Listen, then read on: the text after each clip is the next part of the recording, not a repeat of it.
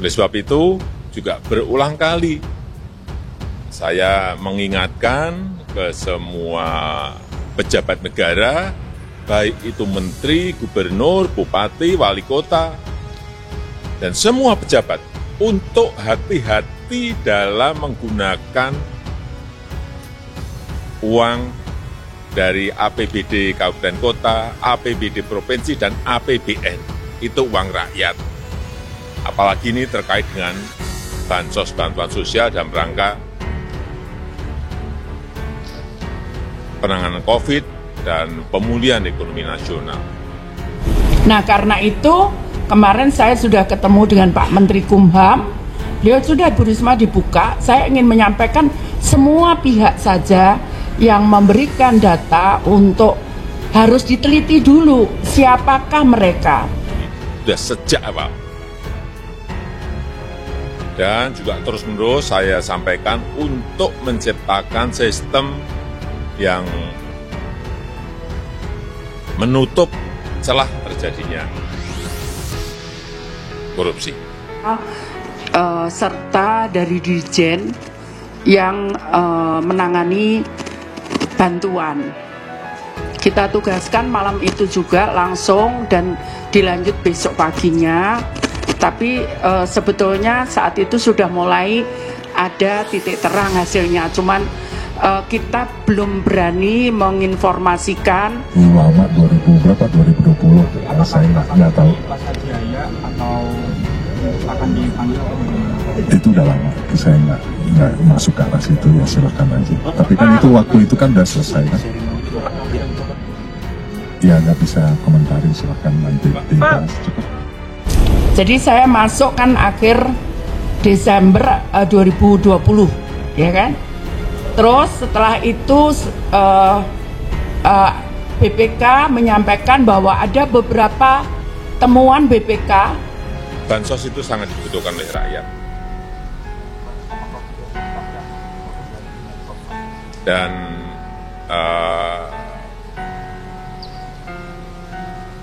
saya tidak akan melindungi yang terlibat korupsi, dan kita semuanya percaya KPK bekerja secara transparan, secara terbuka, bekerja secara baik, profesional, dan pemerintah akan terus konsisten mendukung upaya pencegahan dan pemberantasan korupsi.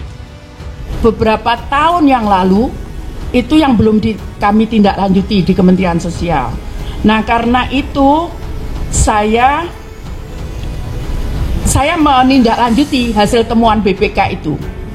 Saya datang sebagai koordinator dari Strategi Nasional Pencegahan Korupsi, di mana ada KPK, Kemdagri, Bappenas, Kemenpan, dan KSP di situ. Dan model kerjanya adalah penetapan rencana aksi dan harus dilakukan oleh kementerian yang terdaftar dalam rencana aksi. Iya, tentunya kita menghormati proses hukum yang tengah berjalan di KPK. Tapi overview-nya adalah tadi saya ketemu dengan Pak Menko. Pak Menko menyampaikan saat itu bahwa karena saat itu pengiriman bantuan beras itu dilakukan oleh Bulog, ya Pak? Dilakukan oleh Bulog. Nah, kemudian di perjalanan itu pengirim bantuan itu barangnya itu kehujanan. KPK sambut soal dugaan korupsi bansos era Anies. Heru Budi gak bisa. Penjabat Gubernur DKI Jakarta Heru Budi Hartono memilih bungkam soal Komisi Pemberantasan Korupsi yang merespons soal dugaan korupsi bantuan sosial. Saat ditanya, ia menyatakan tak mau berkomentar, gak bisa komentari. Silakan nanti dibahas oleh KPK, ujar Heru di Jakarta Selatan Jumat 13 Januari. Heru merasa dugaan korupsi bansos yang terjadi tahun 2020 itu tak ada kaitan dengan dirinya yang baru menjabat sebagai PJ Gubernur 17 Oktober 2022 lalu. Saat itu Kepala Daerah Jakarta adalah Anies Baswedan. Karena itu ia tak mau melakukan penelusuran lebih jauh mengenai dugaan ini. Itu lama tahun 2020. Saya nggak tahu, saya nggak masuk ke arah situ. Tapi kan waktu itu penyaluran bansos sudah selesai kan, pungkasnya. Sebelumnya Komisi Pemberantasan Korupsi merespon kabar dugaan korupsi bantuan sosial pandemi COVID-19 tahun 2020 yang disebut-sebut terjadi pada mantan Gubernur DKI Jakarta, Anies Baswedan.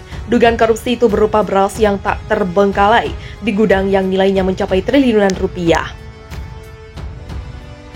Kepala Bidang Pemberitaan KPK, Ali Fikri, mengatakan kepada masyarakat yang mengetahui adanya dugaan tindak pidana korupsi untuk melapor ke lembaga anti korupsi. Terkait dengan itu, nanti kami akan cek ya mengenai kasus tersebut. Apakah ada di KPK atau tidak? Tapi prinsipnya bila masyarakat mengetahui dugaan korupsi, silakan kami membuka pintu seluas-luasnya, selebar-lebarnya melalui berbagai kanal yang ada di KPK untuk melaporkan kepada KPK. Kata Ali kepada wartawan pada Kamis 12 Januari kemarin. Dia bilang KPK sebagai lembaga pemberantasan korupsi akan menindaklanjuti setiap laporan yang masuk dengan melakukan proses verifikasi terlebih dahulu. Kami pasti menindaklanjuti, kami verifikasi, kami telah terhadap peristiwa pidana korupsi misalnya. Kami tindaklanjuti, kami lakukan pengayaan informasi lebih lanjut, ujarnya. Untuk diketahui, akun Twitter @Kurawa lewat cuitannya mengaku mendapatkan informasi penimbunan beras di gudang milik Perumda Pasar Jaya di kawasan industri Pulau Gadung, Jakarta Timur.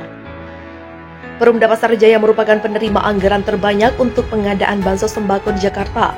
Dari anggaran 3,65 triliun, 2,85 triliun diantaranya diberikan kepada BUMD itu.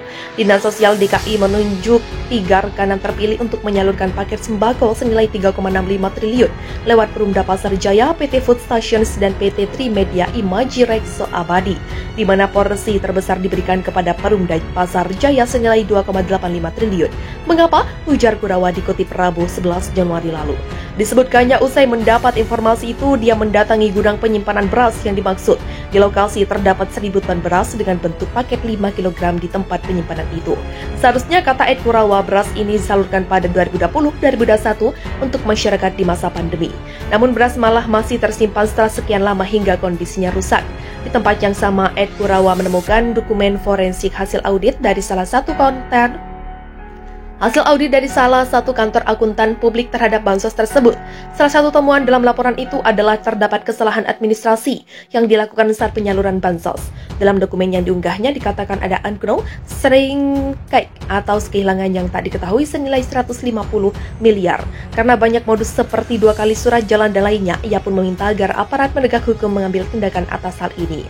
Terlebih menurutnya, banyak temuan lagi dalam hasil audit yang menemukan kejanggalan dalam proyek bansos di Jakarta. Vendor-vendor bansos DKI 2020 ini berjenis usaha dari pengelola parkir, tukang AC, SPBU, sampai kontraktor bangunan. Karena vendor-vendor ini menunjukkan langsung, yang ngeri siapa di balik nama-nama vendor ini, ada datanya semua. Pungkasnya.